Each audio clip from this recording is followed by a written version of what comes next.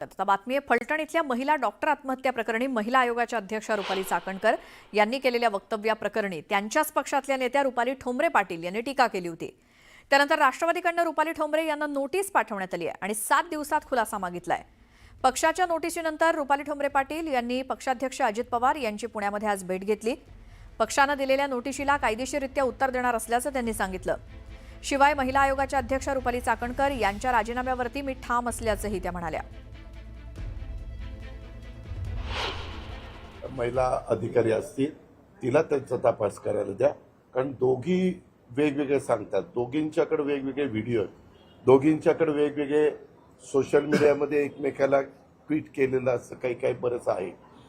त्याच्यामुळं ज्यावेळेस दोन्ही महिलांच्याकडनं हे असं ऐकायला मिळतं आणि पोलीस कंप्लेंट ऑलरेडी झालेली आहे, सहसा माझा स्वभाव असा आहे की ज्यावेळेस पोलीस कंप्लेंट होते त्यावेळेस पोलिसांचं काम आहे नीटपणे तपास करणं, नीटपणे चौकशी करणं आणि काही फॅक्ट आहे ती समोर आणणं।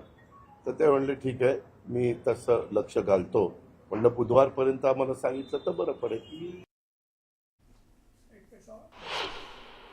माधवी खंडाळकरांचा गुन्हा कोणाच्या सांगण्यावरनं दाखल करण्यात आला त्याचाही तपास व्हावा म्हणून मी सीपींकडे तसा अर्ज केलेला आहे।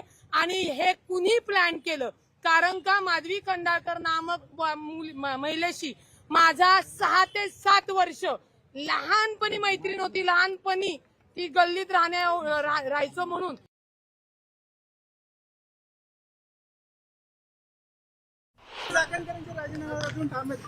राज्य महिला आयोगाचा राजीनामा त्यांनी दिला पाहिजे, ही जी काही मी मानले ही त्याच्यावर ती मागणी माझी केलेली आहे।